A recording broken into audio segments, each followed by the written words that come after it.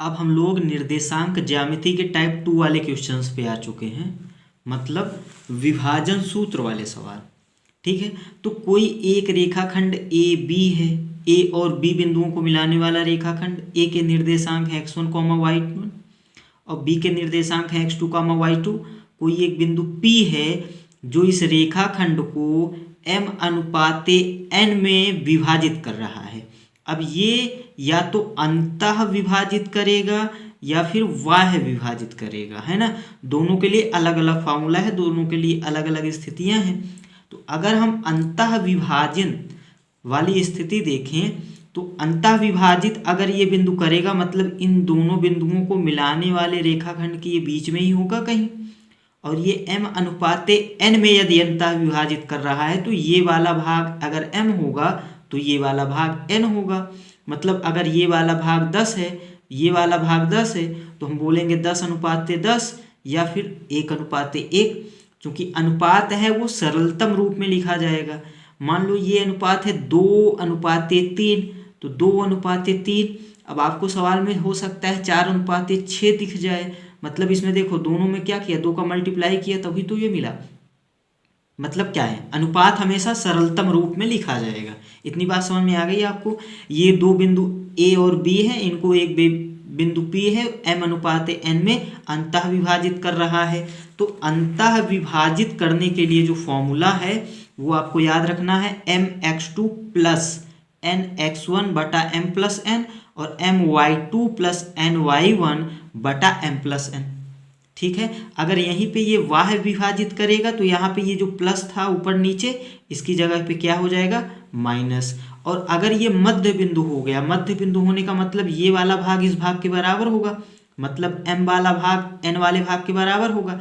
जैसे हमने उदाहरण लिया था 10 अनुपाते 10, 15 अनुपाते 15, 20 अनुपाते 20, लेकिन वो सरलतम क्या मिलेगा, 1 अनुपाते 1। तो जब भी मध्य बिंदु हो तो इसको भी 1 लेना है, इसको भी 1 लेना है हमेशा, क्योंकि सरलतम अनुपात निकालेंगे तो वो 1 अनुपाते 1 ही हो जाएगा। ये लंबाई कुछ भी होगी तो दोनों बराबर ही, और जब दोनों का अनुपात लेंगे तो वो 1 अनुपाते 1 मिल जाएगा।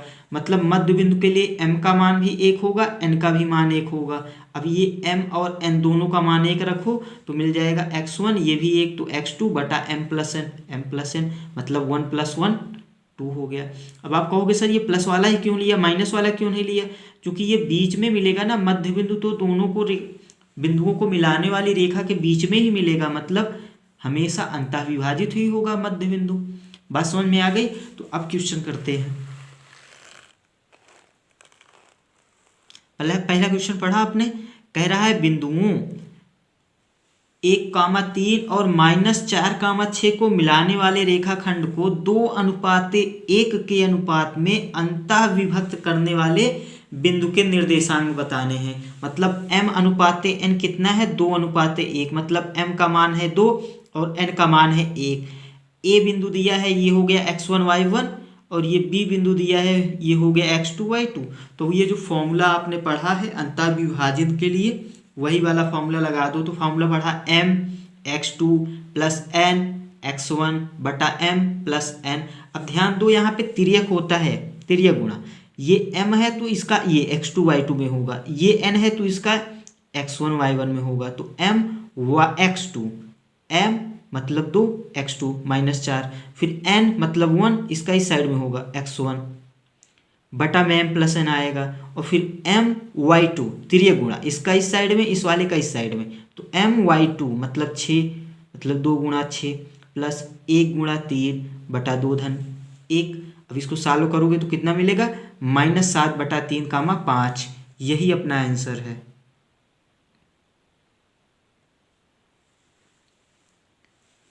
सवाल कह रहा है बिंदुओं 4, -1 और -2, -3 को जोड़ने वाले रेखाखंड को समत्रिभाजित करने वाले बिंदुओं के निर्देशांक। समत्रिभाजित, सम मतलब बराबर, त्रिभाजित मतलब 3 भागों में बांटने वाला। तो मतलब 2 बिंदु हैं जो दिए गए इन दोनों बिंदुओं को, जिनको हमने a और b मान लिया, इन दिए गए दोनों बिंदुओं को 3 बराबर भागों में बांटेंगे। तो एक बिंदु हमने सी मान लिया, दूसरा बिंदु हमने डी मान लिया। अब देखो ये वाला भाग, ये वाला भाग और ये वाला भाग, ये तीनों आपस में क्या होंगे, बराबर। क्यों? क्योंकि सम त्रिभाजित कर रहा है। और जब भी बराबर आ जाए तो आप 1:1 में ही मानोगे। तो ये मतलब अगर ये लंबाई 1 होगी तो ये भी 1 होगी, तो ये भी 1 होगी। अगर ये 5 होगी तो ये 5 होगी, तो ये 5 होगी। और 5:5 1:1 ही आएगा। अगर ये 10 होगा, ये 10 होगा, तो ये 10 होगा। ठीक है। तो अब देखो ये जो बिंदु सी है ना, अगर सी के बारे में हम लोग सोचें तो ये ए बी को 1 ये हो जाएगा, तो ये पूरा 2 हो जाएगा। अगर इसको हम 1 मानेंगे तो ये पूरा यहाँ से यहाँ तक सी बी कितना हो जाएगा, 2। मतलब ये जो बिंदु सी है वो ए बी को 1:2 के अनुपात में अंतः विभाजित कर रहा है। जो सी है ए बी को 1:2 के अनुपात में अंतः विभाजित कर रहा है। मतलब इसके लिए m का मान 1 है, n का मान 1 है। फॉर्मूला लगा दो, m x2 मतलब 1 × -2, फिर n x1 मतलब 2 × 4 बटा m + n। अब इसी प्रकार m y2 तिर्यक जो पहले होगा, मतलब m उसका इस साइड में और इस वाले का इस साइड में तिर्यक, तो m y2 मतलब -3 प्लस n मतलब 2 और y1 मतलब -2। इसको सॉल्व करोगे तो 2 -5/3 मिलेगा।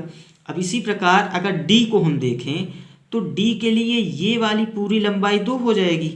AD कितना हो जाएगा, 2, और d भी हो जाएगा 1, चूंकि ये तीनों बराबर है ना। तो अगर 1 मानेंगे तो ये हो जाएगा 2 और ये हो जाएगा 1।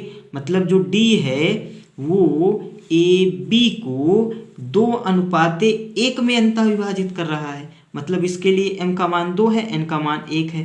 तो m y2 x2 के लिए बात करें तो m x2 मतलब 2 × -2, फिर प्लस n x1 1 × 4 बटा m + n।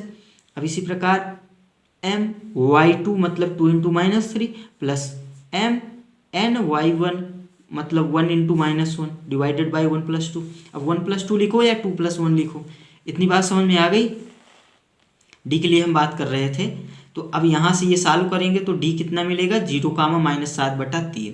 तो इस सवाल की खास बात क्या थी कि ये जो दो बिंदु थे ये समत्रिभाजित कर रहे थे। मतलब ये वाला भाग, ये वाला भाग, ये वाला भाग, ये तीनों आपस में बराबर था।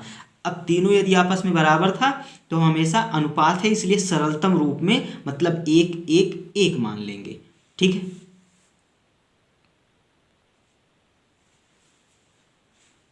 सवाल कह रहा है बिंदुओं -2, 6 और -2, 10 को मिलाने वाले रेखाखंड के मध्य बिंदु का निर्देशांक बताना है। मध्य बिंदु के लिए फॉर्मूला पढ़ा है आपने, x1 + x2/2 y1 + y2/2।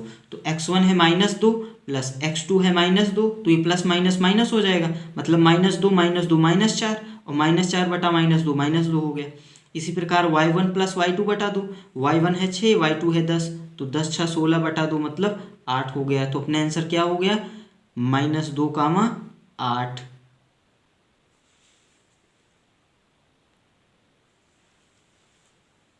ये सवाल कह रहा है बिंदुओं -4, 2 तथा 5, 6 को जोड़ने वाले रेखाखंड का मध्य बिंदु दिया है आपको α/8, 4 और यही अल्फा का मान निकालना है। मतलब अल्फा ये जो यहाँ पर चर है इसी अल्फा का मान निकालना है।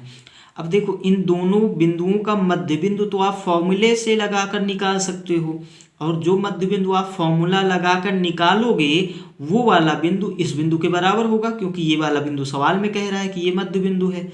ठीक है। और दोनों बिंदु को हम लोग रख देंगे बराबर, और दो बिंदुओं को बराबर रखेंगे इसका मतलब क्या है, दोनों बिंदुओं का भुज आपस में बराबर होगा और दोनों बिंदुओं की कोटि आपस में बराबर होगी। तो अब यहाँ पर ये दो बिंदु दिए गए हैं, आपको बात समझ में आ गई। जैसे ये उदाहरण मान लो कोई बिंदु P है x1, y1, दूसरा है 5, y1, और मैं अगर ये बोलूँ कि ये दोनों बिंदु बराबर हैं तो इसका मतलब इन ये दोनों कोटि बराबर होंगी y1, और x1 का मान क्या मिल जाएगा यहाँ से 5। मतलब कोई भी दो बिंदु बराबर तभी होंगे अगर उनके भुज आपस में बराबर हों और उनकी कोटि भी आपस में बराबर हो। अब सवाल में जो दो बिंदु आपको दिए हैं -4, 2 और 5, 6, इसका मध्य बिंदु P है। फॉर्मूला आप जानते हो x1 + x2/2 और y1 + y2/2। तो फॉर्मूले में वैल्यू रखो तो -4 + ये है -4x1 प्लस x2 बटा 2, फिर y1 प्लस y2 बटा 2। तो इसको सॉल्व करोगे तो 1/2 मिलेगा, और ये 6 2 8, 2 से भाग जाएगा तो 4 बचेगा। अब देखो यहाँ पे ये बिंदु जो है इस वाले बिंदु के बराबर है, मतलब इसका जो भुज है 1/2 ये इस वाले बिंदु के बराबर होगा। अपना बिंदु क्या था, अपना जो बिंदु सवाल में दिया गया था वो है α/8, मतलब ये वाला बिंदु इस बिंदु के क्या होगा, बराबर, मतलब इसका भुज इसके भुज के बराबर होगा। देखो कोटि तो आपको बराबर दिख ही रही है, भुज भी क्या होगा, बराबर, मतलब α/8 बराबर 1/2 होगा। तो इसको कैलकुलेट करोगे तो अल्फा मिल जाएगा 4। यही आंसर है अपना।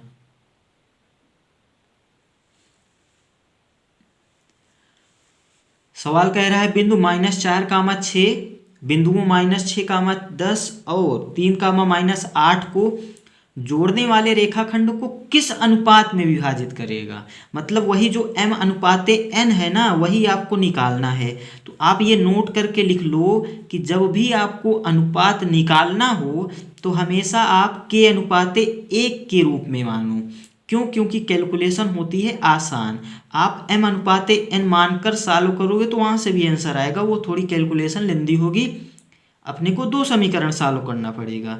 यहाँ पर सिंपल एक समीकरण सॉल्व करने से वो आंसर अपना मिल जाएगा। इसीलिए जब भी आपको अनुपात निकालना हो तो आप क्या करोगे, k/1 में मानो। अब अगर ये k आप सॉल्व करोगे, अगर ये k धनात्मक आ गया तो हम लोग बोलेंगे कि ये बिंदु अंतः विभाजित करेगा, और अगर k आ गया ऋणात्मक तो हम लोग बोलेंगे y विभाजित करेंगे। हम कैलकुलेशन करेंगे, k का मान निकालेंगे और उसका चिन्ह भी देखेंगे। अगर k धनात्मक तो अंतः विभाजित, अगर k ऋणात्मक तो y विभाजित। अब सवाल पे आ जाते हैं। अपने को सवाल दिया गया है जिसमें 2 बिंदु अपने को पता है, a और b।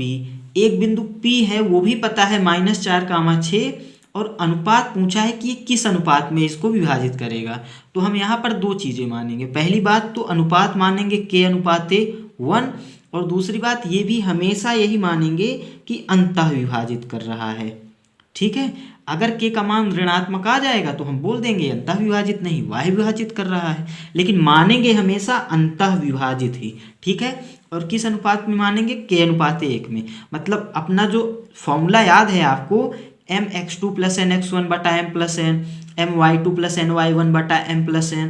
इस फॉर्मूले में m की जगह हम k रखेंगे, n की जगह 1 रखेंगे। ठीक है, तो m की जगह हमने रखा k। अब x2 का मान यहाँ से रख लो 3 + n, x1 की जगह 1 रखेंगे और x1 का मान रखेंगे -6 और बटा k + n। क्योंकि m की जगह हमने k माना, n की जगह माना 1। क्यों, क्योंकि हम अनुपात हमेशा मानेंगे k/1 जब भी निकालना हो। इसी प्रकार my2 + ny1 / m + n में भी हम लोग m को k मानेंगे, ये y2 हो गया, n को 1 मानेंगे, ये हो गया y1 / m + n। अब इसको थोड़ा सॉल्व कर लो आप। तो अब यहाँ से ये मिल जाएगा ये मिलेगा 3k - 6 / k + 1, ये मिलेगा -8k + 10 / k + 1, और ये बिंदु दिया गया जो है -4, 6 है। मतलब ये जो k/1 में अंतः विभाजित करने से जो बिंदु हमने निकाला वो बिंदु तो ये मिला, ये वाला बिंदु। मतलब 3, उस बिंदु का भुज कितना है, 3k - 6 / k + 1, कोटि कितनी है, -8k + 10 / k + 1। लेकिन ये बिंदु सवाल में दिया भी गया है क्या, -4, 6। और अभी हमने पढ़ा कि 2 बिंदु आपस में बराबर तभी होंगे जब उनके भुज भी बराबर हों आपस में और कोटि भी बराबर हो। तो हम भुज को बराबर रख के k का मान निकाल लेंगे। आप कोटि को बराबर रख के सॉल्व करना, k का मान निकालना, आंसर वही आएगा, जो भुज से आएगा वही कोटि से आएगा। ठीक है, आप क्रॉस चेक कर लेना। आंसर निकालने के बाद आपके क्या करना, क्रॉस चेक करना। आप दोनों की कोटि को बराबर रखना, वहाँ से k का वैल्यू कैलकुलेट करना, तो यही आएगा जो यहाँ से आया है। तो हमने क्या किया, इसका भुज और इसका भुज क्या किया, बराबर। क्यों, क्योंकि ये दोनों बिंदु क्या है, बराबर। अब यहाँ से सॉल्व करेंगे तो कितना मिल जाएगा, k का मान 2/7। अब देखो हमने क्या कहा था कि k का चिन्ह देखना है, तो k का चिन्ह यहाँ पे मिला प्लस का, और k का चिन्ह प्लस का जैसे ही मिला हम बोल देंगे अंतः विभाजित। और हम माने भी थे अंतः विभाजित, मतलब अपना मानना बिल्कुल सही था, पहली बात। दूसरी बात, हम ना अपना आंसर क्या है, अपना आंसर है k अनुपात 1, तो k का मान रख देंगे 2/7। अब हम ये जानते हैं कि ये अनुपात तो पूर्णांक के रूप में होता है, मतलब कोई भिन्न होती नहीं है, मतलब ये हर में 1 होना चाहिए। ये हर में कब होगा 1, जब दोनों में हम 7 का कर दें गुणा, तो दोनों में 7 का गुणा कर देंगे तो ये 2 हो जाएगा, ये 7 हो जाएगा। तो अपना आंसर क्या आ जाएगा, 2/7 में अंतः विभाजित कर रहा है ये बिंदु। बात समझ में आ गई। अब यहीं पे अगर माइनस का 2/7 होता तो हम बोल देते 2/7 में, अनुपात तो बोलेंगे तो धनात्मक ही, 2/7 में वह विभाजित कर रहा है। इतनी बात समझ में आ गई। अगर यहाँ पर k का मान 4 होता तब ये गुणा करने की जरूरत ही नहीं होती, हम सीधा बोल देते 4/1 में अंतः विभाजित कर रहा है। इतनी बात समझ में आ गई।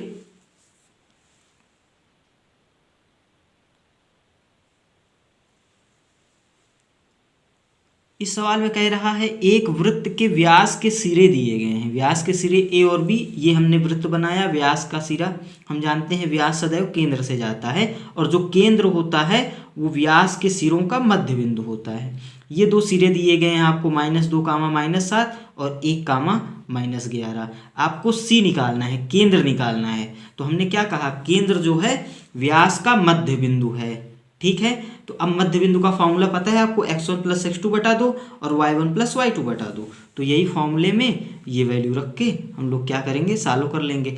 तो c क्या मिलेगा अपने को,